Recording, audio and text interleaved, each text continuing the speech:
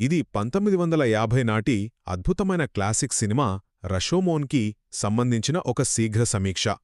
దట్టమైన అడవిలో ఒక సమురాయ్ హత్యకు గురవడం, దానికి సాక్షులు కూడా అక్కడే ఉండటంతో నిజం సులభంగానే బయటపడాలి కదా అనుకునే లోపే ఇక్కడే మనకు దిమ్మ తిరిగే ఒక ఊహించని మలుపు ఎదురవుతుంది.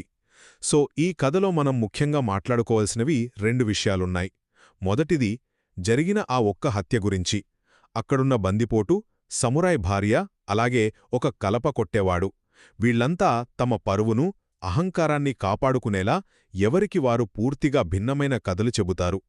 రెండవది, ఇక్కడే అసలైన విచిత్రముందండి. అదేంటంటే వాళ్లు చెప్పేవి దేనికదే వేరుగా ఉన్నా కూడా వింటున్న మనకు మాత్రం వాళ్లందరూ చెప్పేది ముమ్మాటికి నిజమే అనిపిస్తుంది, కానీ ఎవరూ అబద్ధం చెబుతున్నట్లు అస్సలు అనిపించదు.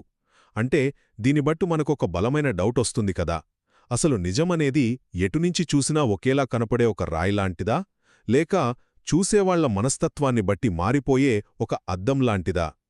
మనిషి ఎప్పుడూ తన అహంకారానికి అనుకూలమైన నిజాన్ని తనకోసం తానే ఎలా సృష్టించుకుంటాడు అనే ఈ మాయాజాలాన్ని మరింత లోతుగా అర్థం చేసుకోవడానికి మా పూర్తి రివ్యూ వీడియోను తప్పకుండా చూడండి.